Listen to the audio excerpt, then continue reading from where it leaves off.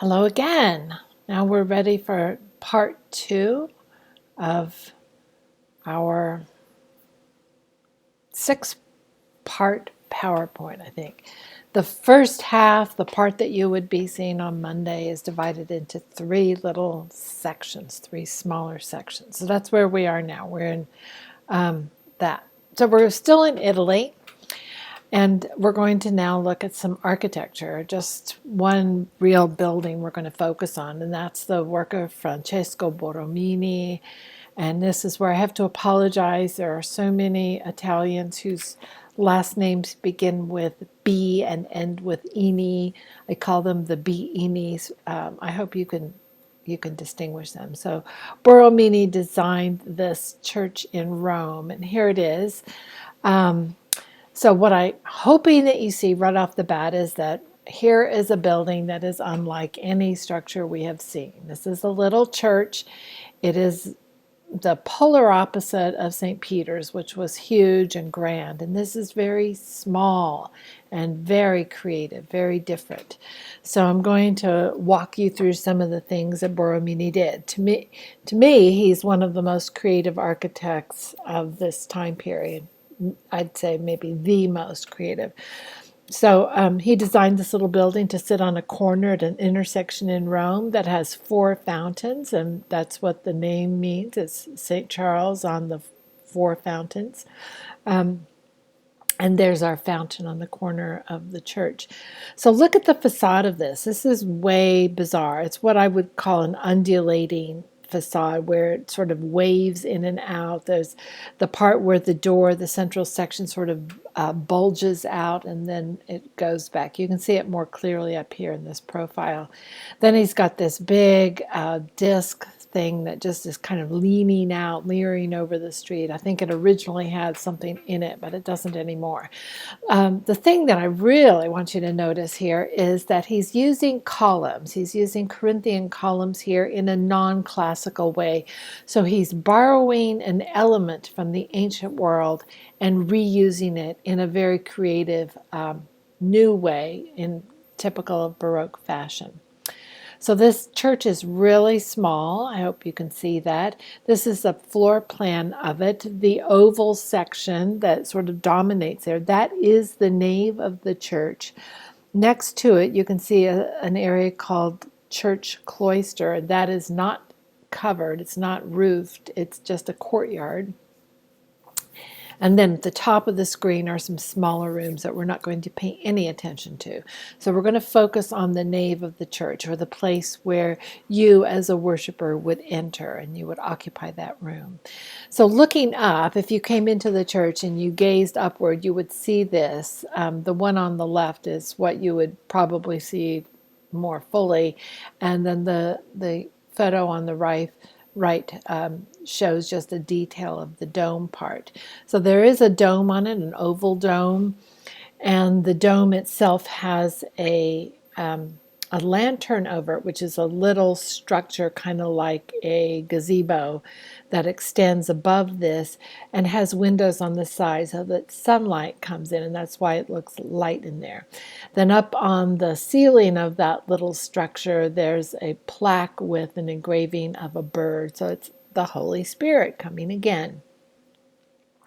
Borromini designed this dome with these coffers of octagons and hexagons and crosses, and he designed it so that as you come near the center, the shapes get smaller to sort of fool the eye into thinking that the dome is higher than it actually is. I mean, it is a dome, but it's not as high as it appears to be. So it's gorgeous. All of this is completely new structure, like nothing we've seen, like nothing he's seen. He's sort of, like I say, he's very creative. This is what the church looks like, the nave where you sit. Sorry, I don't know where a pause button is, so if I cough, I just sort of have to cough. And this is very small. There's the dome. You can see it sort of creeping down there. Very intimate, and it wouldn't hold a lot of people. The ceiling's not particularly high. It's just super creative. It's like a little neighborhood church, a little parish church where people would go, but they happened to hire an outstanding architect. So I didn't want you to leave Rome without seeing a little more Borromini. These are just bonus features. The church up here, this is the entrance to the church. You enter it through this courtyard, and then the cupola here, or the lantern, has a little spiral top with a cross on it. This is what the dome here looks like on the inside, which, he's just going beyond his further adventures to make this gorgeous dome. This is another church that he designed, San Agnese, and this is on the God, now I have a blank, but it's on another piazza in Rome, Piazza Navona. Okay, so we're going to now look at something completely different. We're going to move into the land of painting, but before we enjoy the painting on the inside, we're going to look at the outside of the building just really briefly. This was the family home of the Farnese family. It is a Renaissance structure. In a lot of ways, it resembles the Medici Palace that we saw, where you have these three clearly defined stories with this unbroken rhythm of windows, not at all creative, just da-da-da-da-da-da-da down the row. The Baroque adjustment to this, or the new part, the Baroque part, is that there's a lot of emphasis around the doorway. So they've ornamented the door, which is smack in the center, and given it a focal point, given the facade a focal point. So to this day, this building is now the embassy of France. So you can kind of see the French flag hanging over there, and then on the other side, the European Union flag. But originally it was a family home. And this is what the family had in this one gallery. They hired the artist Annibale Carracci to come paint the ceiling of their gallery. And this was, by the way, this is the family of one of the cardinals, meaning a very high-ranking cleric, a priest in the church. So the Farnese family were very rich, very powerful. So this is the ceiling, and you can see it's barrel vaulted, but it's covered with paintings. It should remind you a little bit of the Sistine Chapel, in that he has divided this large ceiling into smaller panels and treated them like separate paintings. And this one, he's even like painting frames around him, giving you the illusion that there's like canvases up there. The subject, however, is completely different from Michelangelo's ceiling. The subject here is the loves of the gods. It's all about the romances that the various Greek and Roman gods had, which is largely what their mythology is about, all of their misdeeds. But this was completely pagan. There's nothing religious about this. Now here's a detail. The top two pictures show a couple of the Carracci panels, and they show this sort of fully formed and dramatic style. So it's much more over the top than Michelangelo's was. And at the bottom we have Michelangelo with the creation of Adam. So you can see both of these, of course, are in the city of Rome, and you know that Carracci would have gone over to the Sistine Chapel and he would have seen Michelangelo's work. And it's as though he wanted to outdo him and just created more elaborate and complex designs. Now, in that same idea of ceiling painting, we're going to start seeing illusionistic ceiling. So Carracci was not doing that. He just wanted to fill the ceiling with paintings and fake sculptures. But then you get to Gaudi, and he wants to create the illusion that there's actually a hole in the ceiling and that we are seeing up to heaven. This is inside of a church.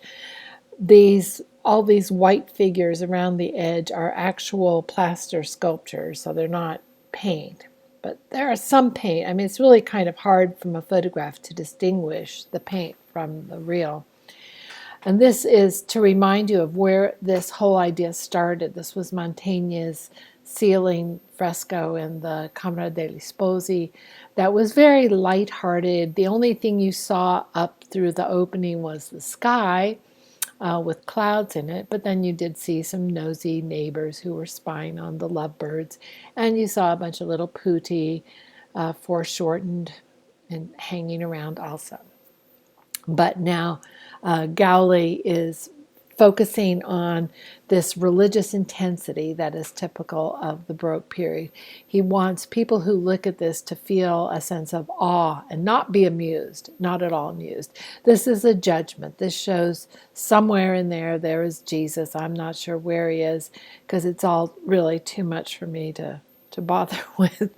But there's the light of heaven. Souls are being cast out of heaven. If you're not good enough to enter, then you're going to be thrown out. So you might see some wicked looking people falling. You'll see good people rising up. You'll see angels all over the place. It's just, like I say, over the top. And that's a good way to describe a lot of this. But wait, we're not done with our illusionistic ceiling paintings. Here's another one, and this one is in a private home. This is not in a church. This is the home of the Borromini family. They were the family of the current Pope, Pope Urban VIII. And the subject here, I mean, there's a lot of religious imagery here because, their kid's the Pope. Sorry, he's a member of their family is the Pope. But mostly it's about the family. It's about glorifying them. They think that they are special friends, get special treatment from God. And so it's all about the glorification of that family. On the left side, you can see this ring of, it's like a wreath of plants. And in the center of the ring, there are 3 golden bees.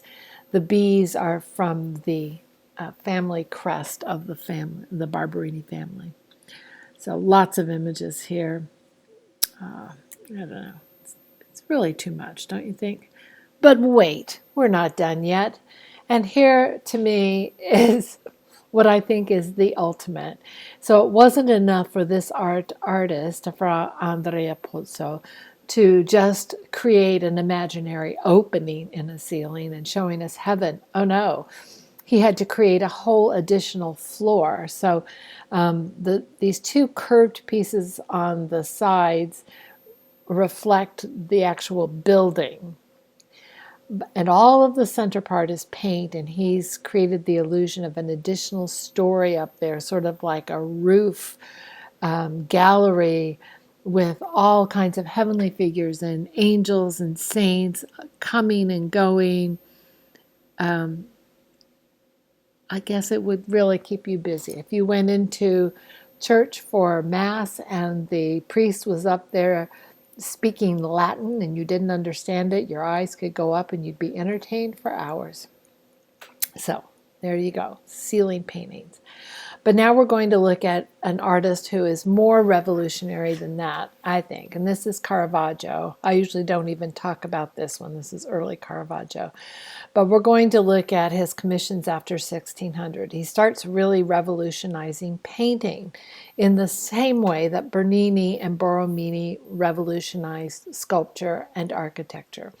So this is a very important time in art, that art moves rapidly forward. So this is the Contarelli Chapel that he created these paintings for. And unlike the chapel, the Brancacci Chapel that we saw in the early Renaissance that was painted by Masaccio, as fresco, this one is painted in oil paints on canvas, and then he painted these paintings in his studio and then put them in place. So their colors are much richer and deeper than a fresco, and they also have frames, and they look like framed paintings because they are. So the subject of this is St. Matthew. It's the story of one of Jesus's disciples. So let's look at this one. And there are several things that distinguish Caravaggio that make his style so unique and so imitated. And one of them, you can tell right off the bat, is that he sets his subjects in very dark spaces.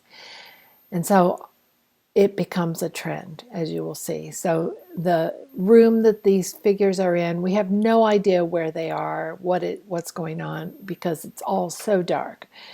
Then he crops in on the figures. So he eliminates all unnecessary setting, any figures that don't relate directly to the story. They're gone. He just crops in, and in his cropping, he also brings the viewer right into the scene by having figures very, very close to the bottom of the picture plane. This makes us feel like we're in the room with them. So another thing he does is use very limited light sources, usually a single light source from offside, or we would say off camera. So it looks like there's a window up here that's letting light in. And now you can see how the figures are just illuminated on one side. I mean, it's not scientific, but it's very dramatic compared to what's been going on. Another aspect of his painting is he paints very realistically, very naturalistic. So the figures always are painted with a great deal of attention to detail and sensitivity to all the subtleties of faces and clothing, etc., etc. Now, the subject here is an unusual treatment of a holy subject, a sacred biblical subject. There's Jesus, and instead of being in the center of the frame as he usually is, he's usually the focal point, he's off to the side.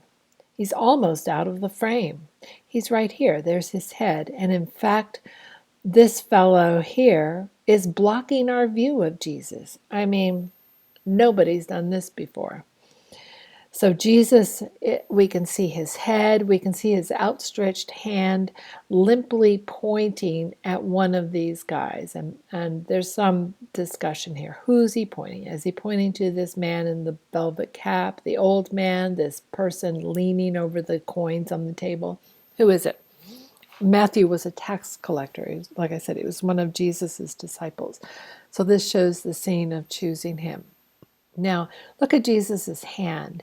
It has been compared to the gesture, the hand of Adam from Michelangelo's ceiling. Very similar poses. And again, this is all in the same city. So, of course, Caravaggio would have seen Michelangelo's painting. Now, here's another one that illustrates everything I just told you about Caravaggio's style. He's got his figure situated in a dark space. He's cropped out all unnecessary details. We don't know where this is. It is a tomb. It's the entombment of Christ.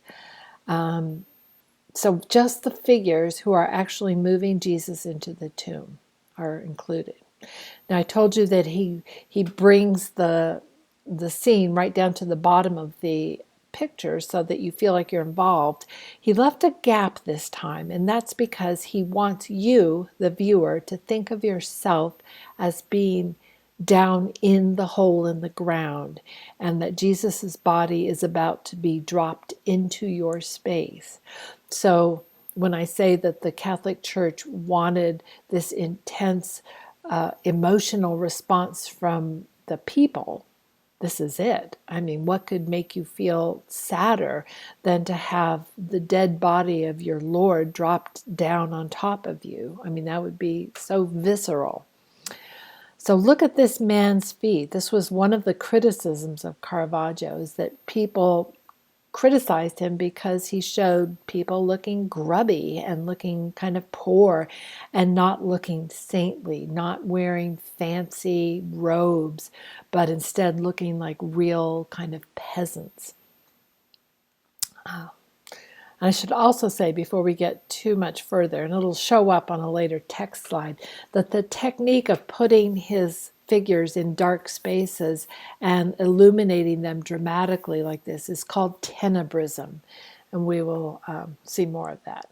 So here's another Caravaggio painting. This is the Conversion of Paul, where Paul was on his way to go torture some Christians, and God smacked him off of his horse and blinded him, and it shows Paul on the ground, his body foreshortened, the scene illuminated from one single source.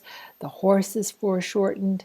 We don't know where this is. Are they in a forest? Are they in a desert? Doesn't really matter. So only the essential elements are included. And here's one of my favorites. This is a really large-scale painting of John the Baptist. So it also dramatically illustrates his great technique, his tenebristic lighting. Look at how on the body of John the Baptist, it goes from a bright white almost to black with almost no grayscale in between, just very little gradient. Now, clearly, John the Baptist lived outdoors. He was living rough, so he would have not been that pale, but that's okay. It makes a beautiful painting. And your last Caravaggio here is the betrayal of Christ. And it shows Judas identifying Jesus by a kiss. So he comes to him in the garden after Jesus has prayed, and he brings with him the soldiers to arrest Jesus. So this is the beginning of the end. And it will lead to the crucifixion of Jesus. It looks by the expression on Jesus's face that he knows this is the end. This is one of my favorites, basically just because of Jesus's expression. You have to accept the anachronistic armor on the Roman soldiers because they look very European here. So that is the end of part 2. Tenebrism will show up in the next section, part 3 of chapter 14, part 1, or you can call it chapter 14, part 1.3. So much stuff. Anyway, thank you very much. I hope you're enjoying this. Bye-bye.